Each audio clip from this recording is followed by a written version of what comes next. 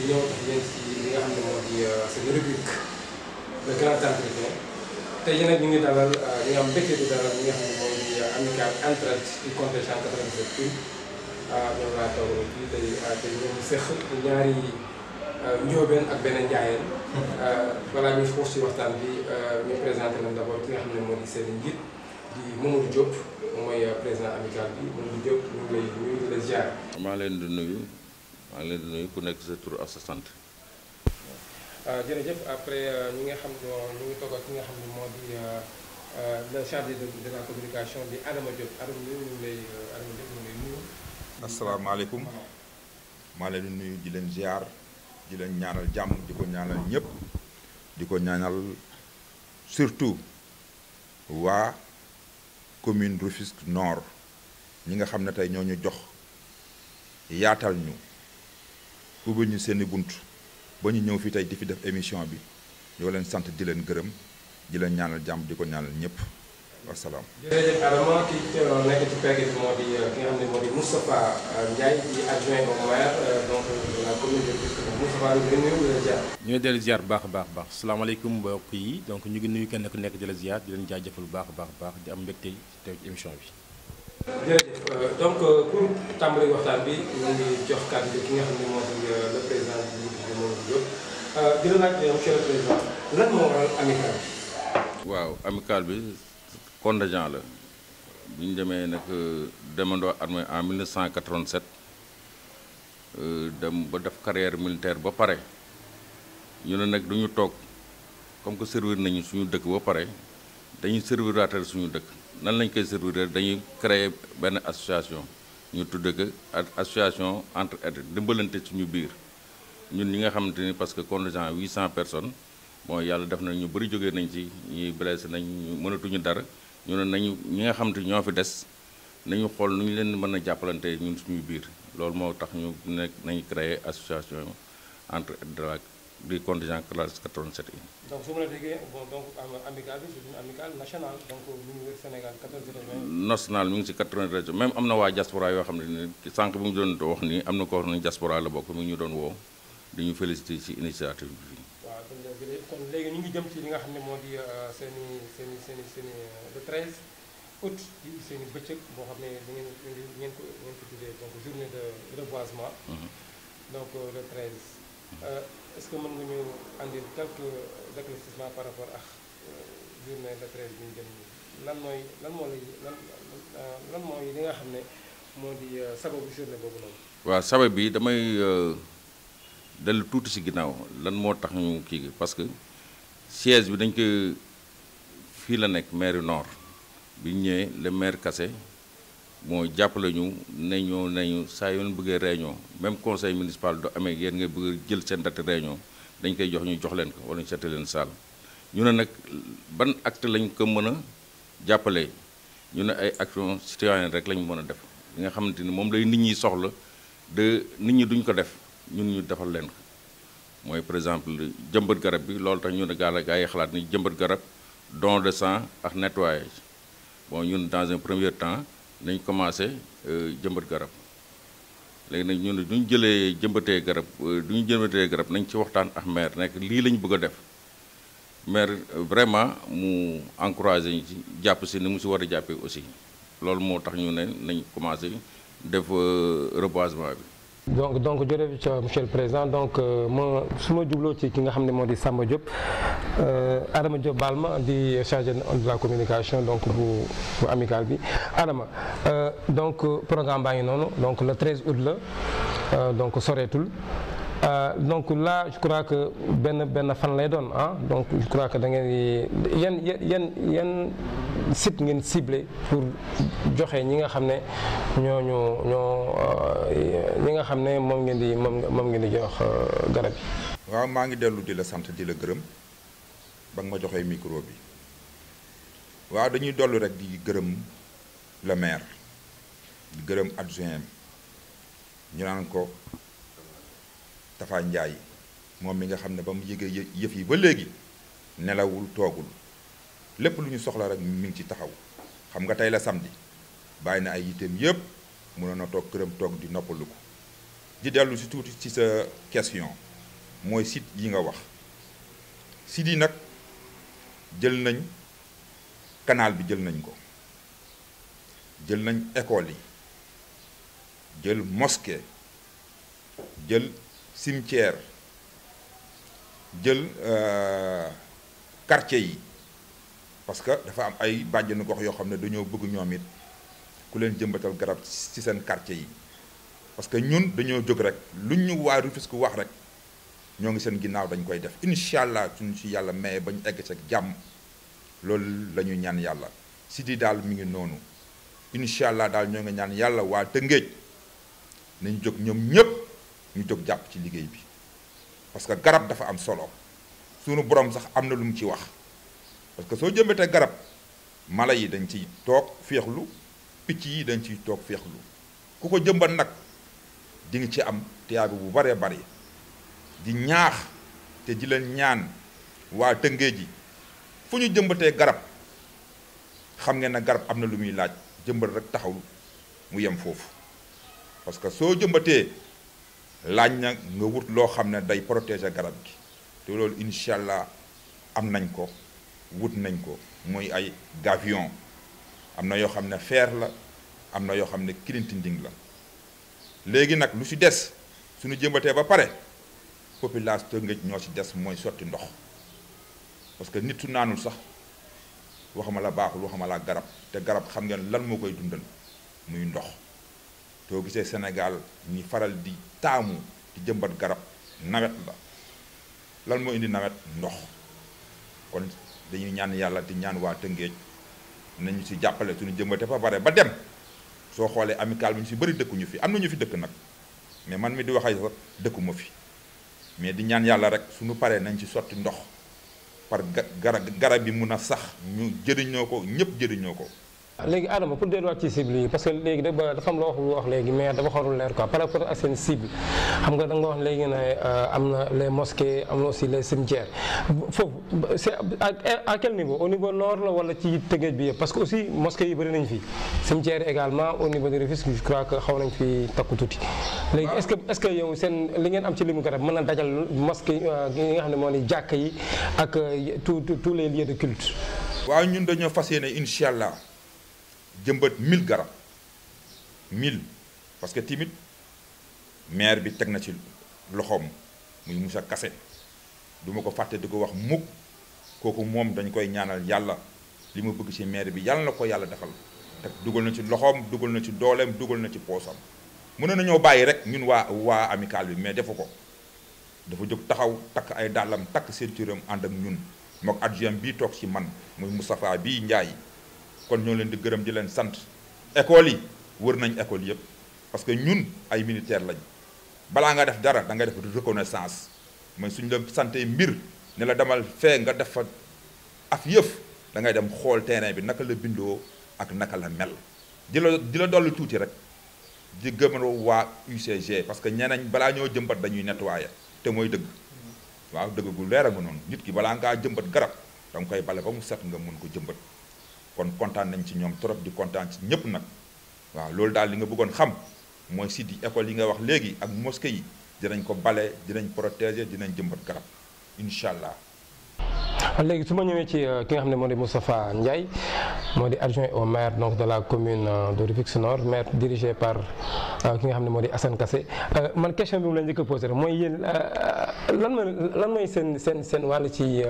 projet bi. waaw merci beaucoup ci question bi c'est très important donc yaakaar naa balaa ñu si répondre dañuy gërëm d'abord ñi am initiative bi donc contingent 87.1 dañu am initiative bu rafet ne dañoo tànn suñu commune comme phase pilote wala phase première même si seen activité citoyenne ba ñu ñëwee soumettre ñu idée bi ñu rafetlu ko trop daal di jël projet bi porté ko parce que boo dëkkee ci bërëb wala nga am ay responsabilité ci bërëb at nit jóge ci fële di la defaral yow da nga ci war a gën a taxaw gën ci farlu loolu moo tax projet bi ñu def ko suñu projet bopp loolu tamit fekkante ak tamit lii monsieur le maire Assane Kassé daan wax naan cadre de vie dafa nekk un point essentiel ci programme am te bu ñuy wax cadre de vie yaakaar naa garab aussi dafay bokk ci liggéey li taaral dëkk rawatina ci jamono ji ñu nekk dans un contexte de dérèglement climatique jamono ji ñu nekk dans un contexte de poussée urbaine bi tax xëy na garab dañ ko sofantal dañ ko xaw a ñàkkal fayda te mu nekk lu am njeexital ci suñu dund ak suñu nekkit loolu moo tax toutes ces raisons moo tax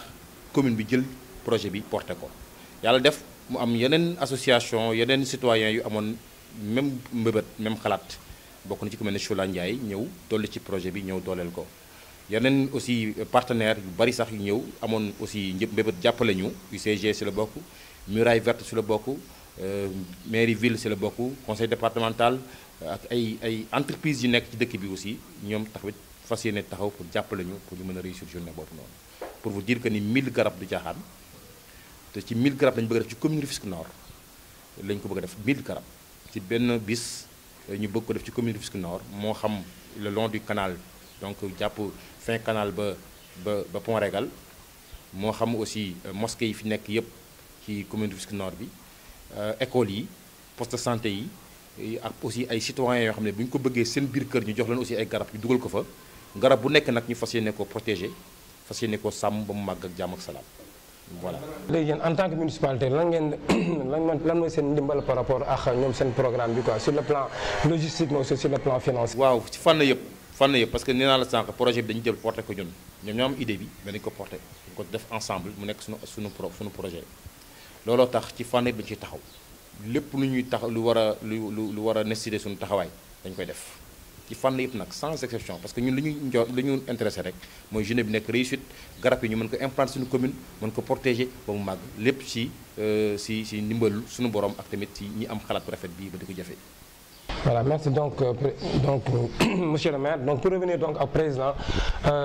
président léegi comme ñu ngi jëm ci journée le 13 est-ce que sur le plan de la mobilisation ak sensibilisation aussi ci yi nga xam ne ñoom ngeen war a jox yi nga xam ne moo di garab yi est-ce que ñooñu aussi fu ngeen si toll ci préparation. Merci Fall bon loolu sax li ñu waroon wax la au début parce que ñëpp convié nañ leen ci reboisement bi. mooy OCB yi IBA woon nañ ko bàjjenu gox yi les délégués quartier président conseil des quartiers yi ñoom ñëpp woon nañ leen daan nañ réunion bi ñuy def chaque jeudi depuis un mois ni chaque jeudi du ñuy réunion ñoom dañu ciy bokk donc ñoom boole nañ leen ci yenn journalistes yi je crois que boole nañ leen ci yaakaar naa couche yëpp daal boole nañ leen ci reboisement bi surtout quartier yi nga xamante ni ñoom la gën a impacté. donc quartier yi nga xam ne bon est-ce que am ngeen ay par exemple bon spécialisation par rapport ak quartier yi nga xam ne moom ngeen war a ñu gën a dem quoi. waaw xam nga ñun avant ñuy dem comme ni ko sama naataango bi waxee ñun dañuy dem mission xool lan lañu war a fan lañ ko war a defee parce que bi ñu ñëwee ñun xalaatuñ ko sama bopp ni fii la ñu war a def dañ ne ñun bëgg nañu jëmbat garab. ñu ñëw ci maire wax ak moom woo parti yi ma la limal lépp chef de quartier yeeg ñoom ñëpp nee leen dañu bëgg a jëmbat garab fan ngeen ñu bëgg ñu defal leen ñoom ñoo ñu wax ni canal de ceinture ñoom ñoo ñu wax place publique espace public yi ñoo ñu wax Ndimzaat mosquée yi ñoom suñu bokkoon mosquée yi ak case de santé yi yooyu yëpp dañ koy c'est pas que nag mosquée yëpp la ñuy def parce que mosquée yëpp dafa ngand c'est à préciser aussi loolu tamit dama siy ñëwaat parce que am nañ benn doyen le doyen Camara moom lañu chargé mu dem waxtaan ak imam yi wax leen ñan ñoo soxla garab dañu bëgg a jëmbat ñan ñoo soxla garab pour ñu boole leen ci garab yi au moins jën si jël lu mat 6 à 7 mosquées moom lañu jox mission boobu pour mu dem xam naa ne samedi jeudi dina revenir ci affaire boobu may wax aussi sama naataango bi wax na ko léegi suñu partenaires yi nga wax ni xam naa ne monsieur le maire ak Diop dañ ko xaw a kii mooy le maire toujours ñun dañuy wax parce que mooy suñu premier partenaire am na ay partenaires aussi yoo xamante ni ñu ngi ci mooy UCG Grande Muraille Verte maire de la ville Sonatel Free Sola moom comme noonu rek ni ko maire waxee da ko wax na kii mën na ko demal comme am na ñuy def reboisement demal nga ànd ak ñoom vraiment ñu ngi koy remercier tamit parce que ñoom tamit ni ñu ci duggee ñoom tamit noonu la ñu ci duggee ba force ba jeex donc ñoom ñëpp dañ leen di remercier di wax tamit yeneen parce que à part maire yi nord vraiment ñeneen ñi ñu ngi leen di xaar peut-être yi ñu ngi yëglu si ñoom mais tamit dañu bëgg tamit ñu jàpp ci xam ne mbir mi mbiru national la peut-être commune de Rufisque Nord ñoom lañ ko baaxee tey mais suba mën nañ ko baaxee ñeneen dañu bëgg nag société yi yëpp ñi ñu bind lettre yëpp parce que maire nord rek moo ñi lim yëpp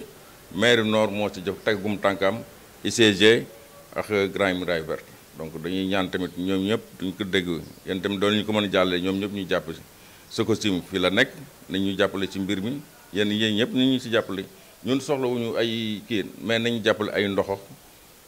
ay t-shirt ak yooyu xam nga yooyu da ci baax aussi waaw ci plan organisationnel loolu da ci baax il faut que ñu jàppale ñu ci loolu daal la amal moom. pour revenir ci sànq li nga doon wax sànq pour cible yi nga xam ne jàkk ak école ak jumaa yi ngeen ciblé ak cimetière yi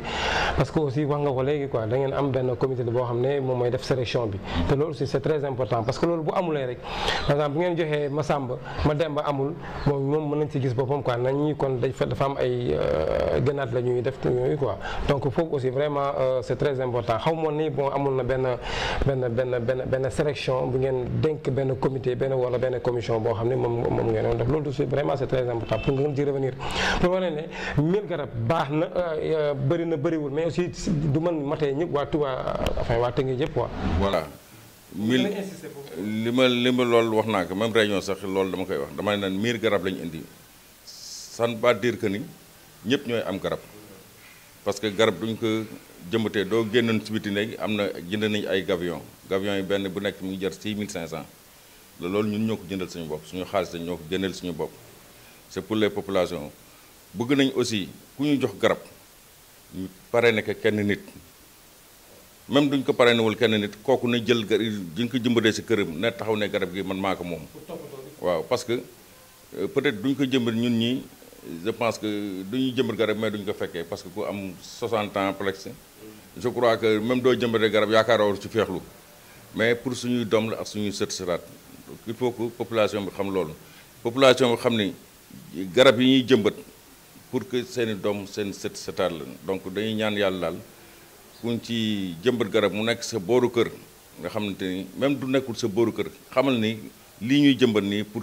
Tëngéej gépp la surtout pour Rufisque Nord lu ñu bëgg daal mooy Rufisque Nord nekk commune bu gën a verte si Sénégal incha allah yàlla mën na ko dina ko def. bon Adama je crois que aussi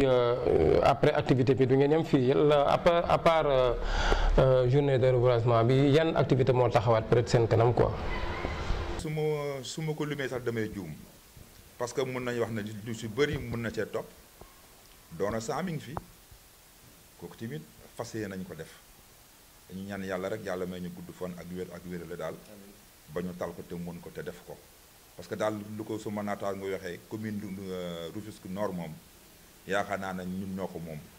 waaw suñu sañoon daal balaa ñoo génn fii lépp lu ñuy def fii lañ koy njëkk defee waaw lu nekk nag mun nañ koo def mais li si kanam daal rawuli bët waaw am na loo xam ne dañ koy làq sa kër si ñun waaw bëgguñu ñëpp di ko xam waaw dañuy xëy rek betti leen te loolu yaakaar naa moom moo gën surprise daal moom moo gën ci lépp waaw li ma leen naa la daal xam naa ne daal door na saa moom incha allah su soobee suñu borom dinañ ko def. donc amul problème donc monsieur le maire donc gis nañ li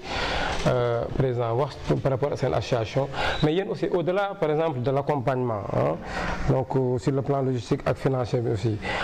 mën nañ xam aussi est-ce que sur le plan de la structuration même donc de l'amicale est-ce que yéen aussi am ngeen si ay xalaat wala ay mébét pour que aussi ngeen gën leen donc accompagner pour que ñoom aussi ñu jéem a officialiser li nga xam ne mooy seen amicale ba mën a doon ay ONG wala ay banqaas yu gën a mag seen amical. jërëjëf donc je pense que li nga laaj am na solo trop donc kon ni ñu ko waxee sànq rek ñun dañu gëm gestion inclusive et participative te ñii c'est des partenaires citoyen bu taxaw ngir defar da nga ko war a dooleel da nga ko war a jàppale. donc yaakaar naa ñoom bu ñu taxawee pour xëy na am lu ëpp association bëgg nekk entreprise sax waxuma la ONG waxuma la leneen ak leneen bu ñu bëggee nekk entreprise sax ñun dinañ leen dooleel incha allah parce que c'est des partenaires ku amul dara di def. li wolof naan ku la jox ndekki su la diggee añ nga war ko mën a gëm donc moo tax ñu jar a jàppale lañu comme aussi les autres citoyens donc de la commune et du monde bépp citoyen bu taxaw pour def une participation si di jëmale kanam commune bi rek ñun dañuy taxaw ngir dooleel la jàppale la donc loolu daal c'est important moo tax seen activité bi seen initiative bi on a tenu plusieurs réunions de préparation ici associé ci bàjjen gox yi de manière générale les OCB de manière générale ASC yi bàjjen gox yi délégué de quartier yi président de conseil yi wala conseil de quartier yi ñëpp ñu associé leen ñoom ñëpp ku nekk exprimer wu say besoin ba ñu ciblé ay sites yu bari donc sites yu bari ñu ciblé ko ñu prioriser ko aussi mais ñu xam ne ni c'est un début dañuy soog a tàmbali bu ñu jëlee 1000 arbres tamit planté ko tàmbali la rek dañu ñaan yàlla 1000 yëpp sauvé bu ñu mënaatee def yeneen 1000 yeneen 1000 bu yàggee ñu suñu Rufisque mën a am benn forêt te du nekk. y a un volet xam nga un volet environnement. effectivement d'ailleurs le président de la commission environnement dafa am empêchement moo tax ñëwul moom lay wax sànq Camarano boobu ba léegi ñooy ànd liggéey ci projet bi donc mu ngi participer di apporter lu am solo ci liggéey bi donc volet environnement c'est important kenn mënul wax léegi askan wala dundin wala nekkin te boole woo ci environnement c'est tout ce qui nous entoure mooy yi nga xam ne maanaam moo ëpp solo ci doomu aadama parce que lépp fa lay jógee te lépp fa lay dellu donc kon toppatoo ko dafa am solo ci cet ji ci taaral ji ak ci leneen ak leneen lu ko mën a jëmale kanam donc moo tax commune bi bokk na ci mission mi effectivement contribuer à ce que ñu mën a préserver l'environnement ñu mën a assainir l'environnement ñu mën a aussi embellir l'environnement. merci monsieur donc monsieur le maire donc pour ñëwaat ci président ma tooñ ñu tuuti parce que xam nga seen amicale bi aussi xam mën naa ne pour la plupart ay anciens militaires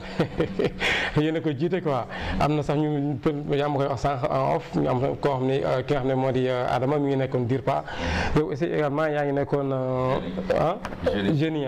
donc est-ce que du idée bi donc foofu la germer ba tey jii ngeen mën a parce que aussi on parle de armée nation te lii aussi je crois que ça bon day bokk ci également ci nga xam ne moo di seen slogan boobu. merci comme ni ma ko waxee rek ñun bëgguñu toog du ma ne man léegi mu am 60 ans peut-être am na ñoo xam ne mënuñu ko gëm bon sama 60 ans un an moo déwén lay am 60 ans donc ñun bëgguñu du toog ay activités la ñuy bëgg chaque jour di ko def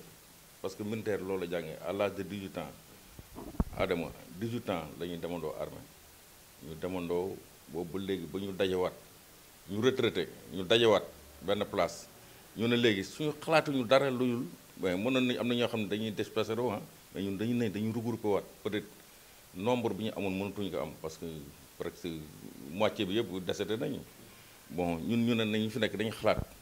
ni comme que am na suñu xarit yoo xam te ñoo nekkoon ay classe nañ leen mën dimbali am na lu Adama fàtte na kaa wax ouverture école suñu xalaat classe yi nga xamante ni seen doom dafa seen papa dafa gaañu mais ñun dañ leen utal ay fourniture di leen ko jox ouverture de classe yi seen duñu amee yenn problème yi ñu génne suñu kees ñëw jox leen donc ñun tooguñu rek di xaar di tàllal loxo quoi ñun lu ñu gëm depuis 18 ans loolu la ñu gëm ba léegi parce que nit mooy may boppam li mu yore mais du ko xalaat ci nit ñun loolu la ñu gëm kuy liggéey ba retraité teewul nga am feneen fooy liggéey donc ñun amical bi daal lu gën a tax ñu jóg loolu ci la bokk léegi nag dañ doon servir suñu réew léegi nag dañu retraité continuer di servir suñu réew ba keroog ñu yëmbawul muur drapeau bi ça veut dire ñuy dem armée dàngu ñun loolu mooy suñu ambition dañuy liggéey suñu dëkk ba keroog ñuy dee ñun loolu lañu gëm amical la classe 87 loolu la gëm waaw voilà. léegi beneen mbir mi Adama dama bëgg aussi nga leeral ñu si parce que aussi yéen dafa mel ni yéen mooy contingent 1987 d'accord yéen a ko gisee mais dafa mel affaire bi da ngeen ko bëgg a est-ce que mënuñu bon pas du ma ne da ngeen ko bëgg a mbubboo mais dama ne est-ce que par exemple mën ngeen à l'avenir mën ngeen gën a yaatal mbir mi quoi parce que aussi au-delà donc de votre contingent am na aussi yeneen contingent yu topp seen bon yu ñëw après quoi est-ce que kon amical bi donc mën na am benn ouverture pour aussi les autres contingents yi nga xam ne ñëw nañ après yéen. waaw xam nga armée dafa am nu mu tëddee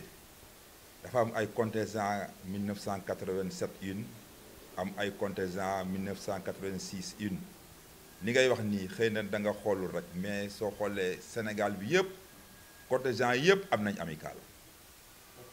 man xam naa ci ay contingent 84 am nañ amical 89 91 ñëpp ñoo ngi def amical parce que dañoo xam ne dafa am njëriñ bi mooy lan jàppalante mooy lu ko suñu président Diop waxee léegi am na ñoo xam ne seen loxo jotul seen ginnaaw am na ñoo xam ne seen loxo jot na seen ginnaaw te yàlla yemalewul waaw yàlla rek a man yàlla rek a am te yàlla daf ñoo dénk kon nag ñi nga xam ne yàlla dénk na leen lu bari ñu jàppale ñoo xam ne amuñu dara mooy lu ñu jàng bàngoo les plus forts amènent les plus faibles loolu la ñuy doxee nii parce que ba ñuy dugg bàngoo dañ ñoo jàngal ne sooy dox sa pied gauche ngay njëkk a jiital ñëpp ay jiitandoo pied gauche yéen civil yi nag pied droit ngeen di doxee rek mais soo xoolee militaire dëgg suy dox pied gauche lay njëkk a jiital kon on marche ensemble loolu moo tax amical bi sasu parce que dañoo toog principal ñu am suñu benn classe bu wàcc liggéey nekkoon principal ba ñu toogee ñëpp ñu ne kon nañ xool nu ñuy màjjaalee xool nu ñu koy jàppalee fu ñu taxaw rek man mii maa nga fa woon waaw kenn nettalu ma maa fa woon maa dajale woon xaalis bi amoon nañ plus de 80 000 francs mais anciens yi nekkoon ci morgue ba génn nañu non mais yéen vous êtes vraiment fort fi ngeen taxaw nii rek ngeen daje rek am ngeen 80 000 francs ñu ne waaw ñu toog ma ne sama gars yi lii yëpp nañ ci def amical buñ ci taxaw nañ ci continuer gars yi ne aywa ñun ñu commencé def nag amical mu am suñu benn classe yàlla na ko yàlla yërëm xare ko àjjana dinaa ko wax ni muy Cheikh Mbacke Diop ancien basketteur nekkoon ASFA mu woo ñu këram dëkk Caaroy ñu fay def réunion mu ñuy jox añ di reer di ñu jox lépp li mu lay wax nii waa Sénégal xam nañ ko bu baax parce que ba mu décédé def nañ ko ci média yi Cheikh Mbacke Diop la tudd nekkoon basketteur international li njëkk a indi Coupe d'Afrique fii Sénégal ci la bokk di ko ñaanal nag fu mu nekk yàlla na ko yàlla yërëm xare ko àjjana sàmbala ko ay njabootam loolu daal mun naa ko ci wax waaw. donc Moustapha donc gis nañu ñi seen association bi dafa mel ni aussi yéen aussi yéen la ñuy liggéeyal yéen aussi on est donc à votre niveau vous wax nga ma ko léegi vous avez une commission environnement alors donc au-delà donc de l'amicale là pour aussi gën a massifier yi nga xam ne actes yi nga xam ne ñoom ñu ngi koy def est-ce que yow ban message ngay lancer par rapport donc à la population pour que aussi ñu gën di ful li nga xam ne mooy di façon activité parce que aussi gis nañu Tëngéej bon particulièrement bien en général le Sénégal dafa manqué garab yi mu fi commencé sooxe di fi commencé tumuranke parce que ak li ñuy gis ni l'abattage abusif donc des arbres foofu aussi ban message ngay lancé pour que aussi nit ñi mën a bàyyi xel ci li nga xam ne moo di suñu boole environnement surtout ak yëmbatum garab bi. Merci beaucoup de la question donc question bu am solo la tamit parce que dafa am journée de lancement.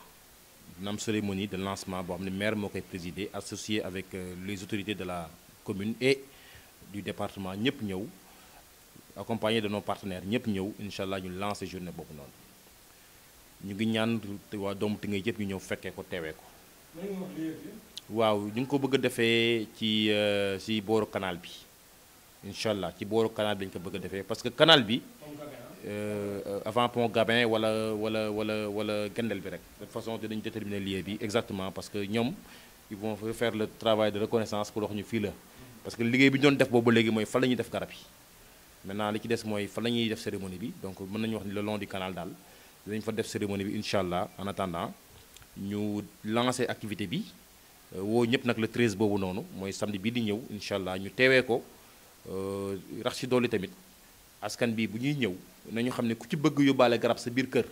incha allah dina am garab yu ñu jox ko yóbbu sa biir kër parce que si 1000 garab yi fexe nañu ba am ci garab yu bokkul donc am nay arbre fruitier am na yeneen façon arbre yu am ombrage yu mag am nay arbre aussi arbre yu bokkul ay nature loolu yëpp ngir ñu mën a yaatal mbir mi la kon askan bi suñu ñëwee donc dinañ fexe ba ku nekk am garab te boo amee garab boo koy yóbbu tamit nga xam ne yow di nga ko mën a sàmmal sa bopp mais li ëpp solo nag mooy sites yi ñu ciblé ñu fexe ba mën ko donc reboiser donc loolu mooy premier appel bi deuxième appel bi mooy garab baax na nga jëmbat ko waaye gën na nga suivre ko nga toppatoo ko bu ñu jëmbatee tamit bu ñu jëmbatee ci mbedd mi ñu dëkk ci koñ bi ñoo koy toppatoo heureusement d'ailleurs gis nañu adhésion populaire bi am bu ñu jëmbatee aussi sa kër ga tamit nañ ko toppatoo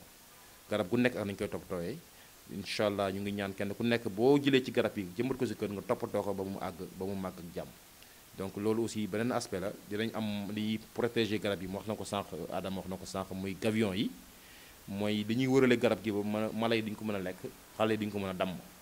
loolu aussi bu ñu ko ci defee tamit ñu mën ko sàmm ndax garab gi mën a màgg parce que garab moom boo ko toppatoo ba mu màgg rek njëriñ rek lay jur voilà loolu daal mooy appel yi mooy ñu ñëw journée bi mais aussi ñu toppatoo garab yi ñu jëmbat voilà merci beaucoup. li dur ci nag bi xajul ci cin li donc ñu ngi joxe li nga xam ne moo di président mu wax seen i dernier mot parce que nous sommes à la fin donc de l'émission. merci encore une fois yi maa ngi leen di nuyu bu baax di nuyu population Tëngéej di nuyu le maire Assane Kassé di nuyu Tafa Ndiaye maire parce que ñooñu rek laay seppi pour nuyoo leen parce que ñoom du mu leen nuyoo rek nuyu naa Tëngéej yëpp de Tafa mi tamit dañ koy gërëm parce que depuis bi ñu maire boolee ak moom ba léegi yaakaar naa li mu war li ko war a def li mu war a def nag mi ngi koy def mi ñuy accompagner di ñu wax fii guddi bëccëg mu ñuy woow ma koy woow donc nit ku du defee lu baax il faut que nga remercier ko di nuyu tamit population Rufisque Nord yëpp parce que boobu ba léegi ñu ngi ñëw réunion comme ni ñu ko waxee commission bi ñoom ñëpp ñu ngi doon ñëw bàjjenu gox yi ñu ngi lancé appel bàjjenu gox yi population Rufisque Nord yëpp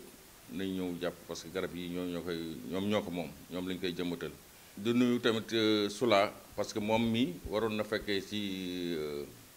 émission bi waroon na ci bokk mais dañu yéex wax dañ leen yéex a wax ni pour ngeen ñëw woo nañ ko mais dafa newoon dafa am empêchement waaw nañ commencé après dina ñëw xam naa duñu amaatee beneen émission moom dina ci bokk. di nuyu tamit suñu partenaire nag ni ma koy waxee ba léegi ñett ñoo